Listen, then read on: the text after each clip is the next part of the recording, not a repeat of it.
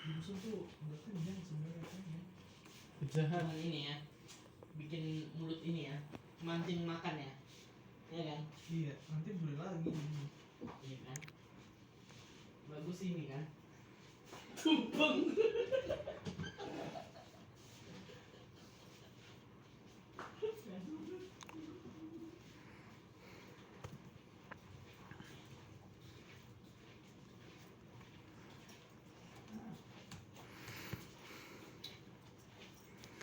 Preface, a book dealing with the history and people of Sumatra, can no longer be offered as a novelty. Yet it is true that the only book on the subject which we have in English, that by Marsden published in 1783, can at the present time be regarded as somewhat of an antiquity. Everything that Marsden set down is reliable.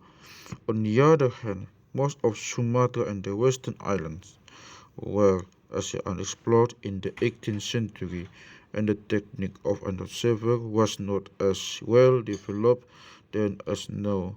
In quite recent years, we have been fortunate enough to have two general summaries on the people of Sumatra, the first in Dutch and the second in French. I refer to the books by Kerker and Collet. These have proven invaluable in the present English compilation. The first work is sound, solid, and a treasure mine of digested information. The second combines the scholarship of the first with the brilliancy, wit, and a mastery of French diction. However, ethnology is unending in its exactions, and no work is so good that it cannot be bettered by the addition of further pertinent details. Then also it is desirable to have as many theoretical thinkers as possible write the conclusions on the same group of facts. Many, perhaps most, of our present theories will prove wrong, perhaps even puerile to the philosophers of the future. But even these men of the clearer vision and fuller knowledge will be glad to read the opinions of workers in the field who were able to observe the last remnants of primitive culture. In most of our present general works on comparative ethnology, the Dutch East Indies have been either entirely or partially neglected. This has not been due to lack of material, for Dutch scientific ethnological journals date back over 2 centuries in comparison with the average 20-year life of many similar German and English publications. Nor has there been entire lack of general books on the Dutch possessions from the time of the great comparative Dutch ethnologist Wilken onwards. Furthermore, this neglect has not been due to the non-importance of the region, for no writer should consider himself competent to speak of Asiatic traits in Oceania unless he has more than superficial knowledge of intervening Malaysia. The neglect of Dutch ethnographic material is a reason from two main causes. First, the fact that relatively few ethnologists have a reading knowledge of Dutch, and secondly because there have been insufficient compilation of Dutch sources. As an example of the second point, I may refer to our material on Batak social organization. These people have a surprisingly well-developed primitive social system, and it has been fully described by German and Dutch missionaries who have spent a great part of their lives in the region. Yet this matter has been allowed to remain undigested in journal form, often in periodicals, difficult to obtain outside of Leiden. The present book, therefore, is written in the hope that it will stimulate further research on the same lines, and that other Indonesian islands, such as Borneo, may receive like attention. Field work then, always so dependent on compiled material, will doubtlessly take a new lease of life. The author of a book of compilation should, if the book be of merit, take a position far in the background. The interest of the reader is directed to the facts under discussion, and often he will look at the preface, which explains why and how these facts are presented last or not at all. Yet, the correct presentation of ethnological facts is so dependent on the previous training and experience of the compiler that I cannot forbear adding a word concerning my competency and the manner in which this task was accomplished. My actual fieldwork in Indonesia was performed in the years 1926 until 1927, when undergrad by the Guggenheim Brothers of New York City. I spent 5 months in the Mentawei Islands.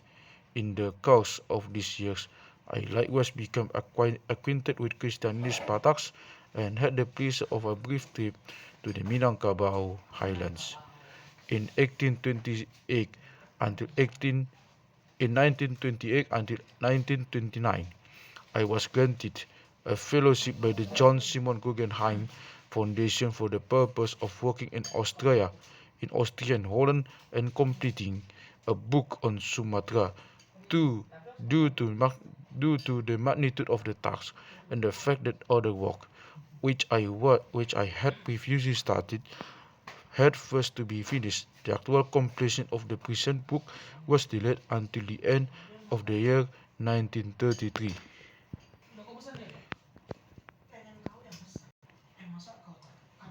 As a result of my field work in Mentawei, I gained sufficient knowledge of Malay and the Malaysian languages to verify their usage among other peoples of Sumatra. A writer on Indonesia should also be acquainted with Arabic and Sanskrit.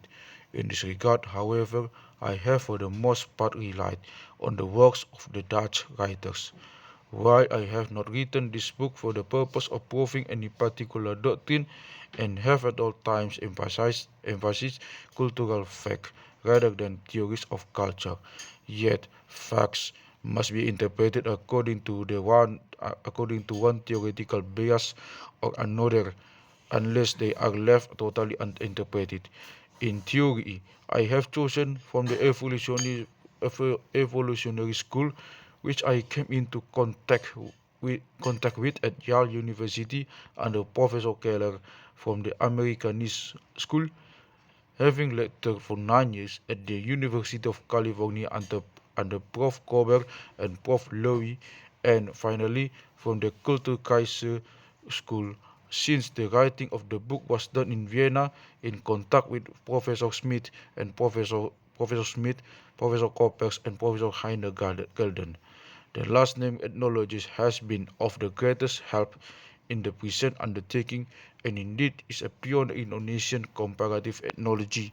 Without wishing to estimate the comparative values of these three schools of thought, I may briefly say that from the evolutionists I learned to think in terms of nomenclatures such as totems, clans, avoidance customs. In short, to see similarities behind all differences.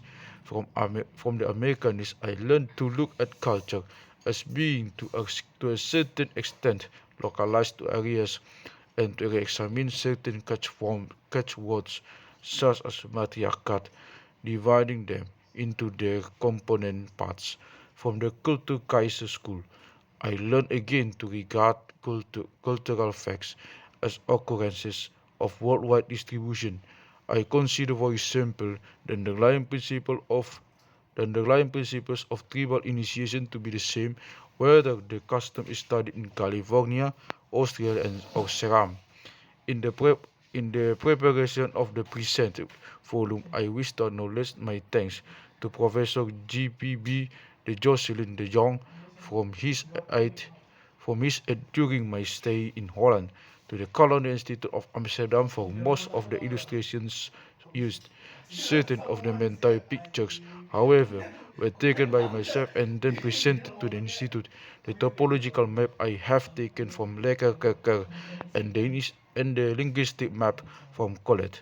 Most of my information regarding the social organization of Minangkabau comes from Wheeling, as well as a chart of genealogical organization. To the American anthropologist, I am indebted for permission to make use of articles I wrote on Mentawei and on the social organizations of Bataks and the Minangkabau.